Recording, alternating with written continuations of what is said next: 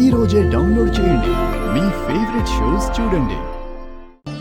అదేంటి బావగారు అంత షాకింగ్ గా చూస్తున్నారేంటి?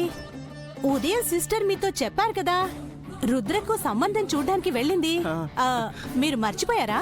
మర్చిపోలేదు, కానీ నిజంగానే సంబంధం చూస్తుంది అనుకోలేదు. మంచి విషయమే కదా నాన్న, మీకు సంతోషంగా లేదా? నేను కొన్ని విషయాల్లో క్లారిటీ తీసుకోవాలి.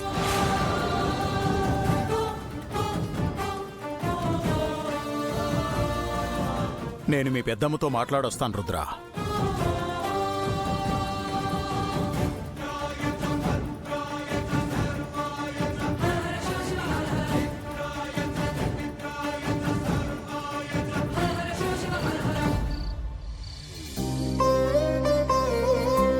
అమ్మా మందులేసుకో.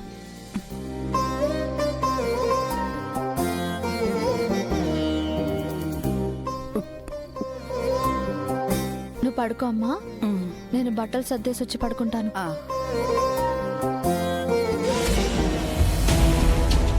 గంగా, నీ కాలు పట్టి లేవమ్మా.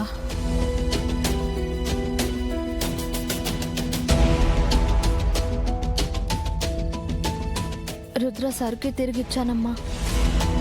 నీ కూతురు ప్రాణం పోయినా తప్పు చేయదమ్మా.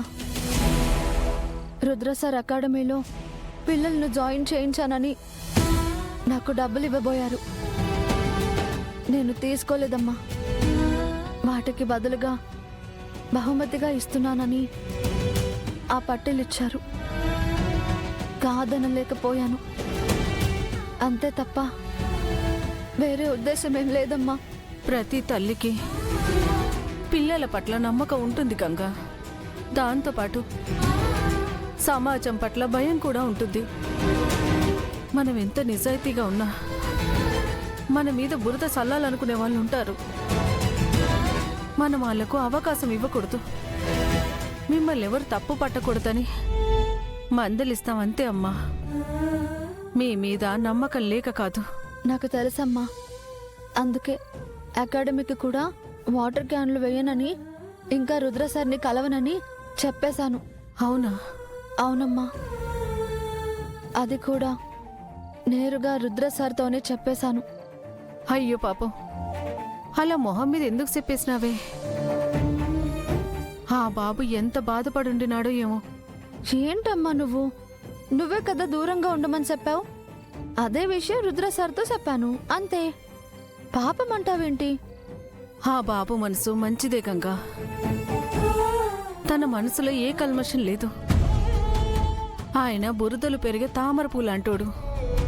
ఆ పువ్వు ఎంత పవిత్రమైందైనా చుట్టూ బురదే ఉంటుందమ్మా. అలానే ఆ బాబు చుట్టూ విషపు మనుషులున్నారు, మంచి వాళ్ళు కాదు. వాళ్ళ గురించి ఆలోచించాలి. ఆ బాబు మనసుని బాధ పెట్టొచ్చావు. సరేలే అమ్మా, జరిగిపోయిందేదో జరిగిపోయింది. ఇంకా వాళ్ళ గురించి మనం ఎందుకు ఆలోచించాలి? ఎవరేమనుకున్నా నాకేంటి? నాకు నువ్వు, నీ ఆరోగ్యం ముఖ్యం. బాగా కష్టపడి సంపాదించి నీకు ఆపరేషన్ చేయించాలి. నాకు ఈ ఆలోచన తప్ప వేరే ఏమీ లేదు. దండగా కోటి దండగా. ఇలాంటి ఆపరేషన్లు 100 చేయించిన మీ అమ్మకు నయం కాదే గంగా. నువ్వు అనవసరంగా సంపాదించిందంతా దీని మందులకు వైద్యాలకు తగలట్టకే. ఇది పోయాక దీన్ని తగలబెట్టడానికి డబ్బులు కావాలంటే నువ్వు ఇప్పుడు సంపాదించినంత కూడబెట్టుకో, అంతే తప్ప దీనికి మాత్రం ఖర్చు చేయకో. అది బతకదు. నువ్వు ఇంత కఠినంగా ఎలా మాట్లాడగలుగుతున్నావు? అసలు అమ్మ లేని జీవితాన్ని ఎలా ఊహించుకుంటావు? ఇన్ని సంవత్సరాలుగా తనే కదా నిన్ను చూసుకుంటుంది. తను లేకపోతే నిన్ను ఎవరు చూస్తారనే బాధ కూడా నీలో లేదే. నాకెందుకే దిగులు? అది పోతే నన్ను చూసుకోవడానికి నువ్వు ఉన్నావు కదేటి.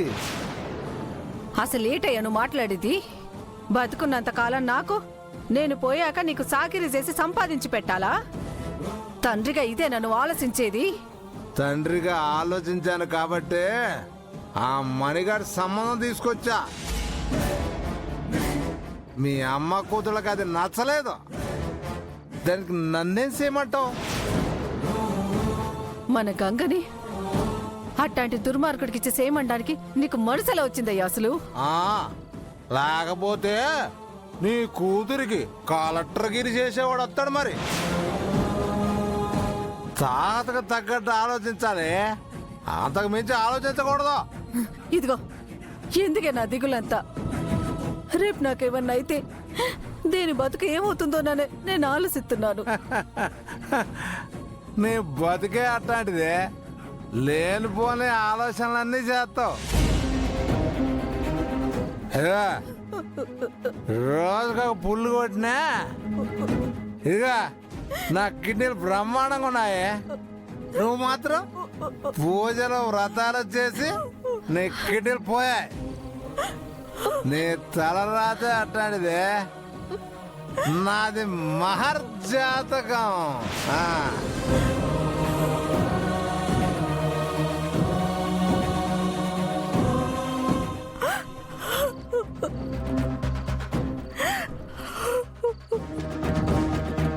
అమ్మా నువ్వు వెళ్ళి పడుకో.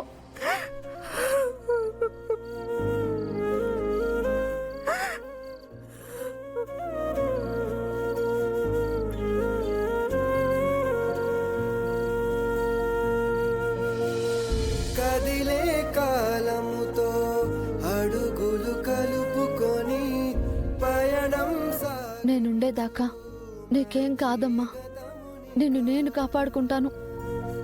నేనుండగానే ఆ దేవుడు నీకు మంచి మనిషిని జత చేస్తే చాలు, చూసి ఆనందంగా పోతాను.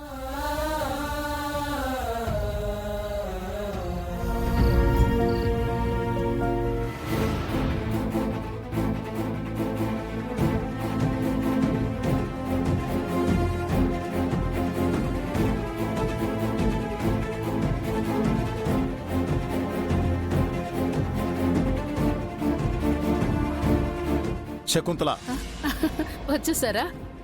నేనే మిమ్మల్ని పిలవాలి అనుకున్నాను. చూడండి, వీటిల్లో రుద్ర నిశ్చితార్థానికి ఏ చీర కట్టుకోమంటారు? ఎవరిని అడిగి ఈ పెళ్లి సంబంధం ఫిక్స్ చేసుకొచ్చావు శకుంతల? ఎవరిని అడగాలండి? అయినా ఉదయం మీతో చెప్పే కదా వెళ్ళింది. కానీ నీ మాటలు అంత సీరియస్ గా తీసుకోలేదు. అది మీ తప్పండి. నా మాట అంటే మాటే. అయినా సరే, సంబంధం ఫిక్స్ చేసే ముందు రుద్రను ఒక్క మాట అయినా అడగాలనిపించలేదా?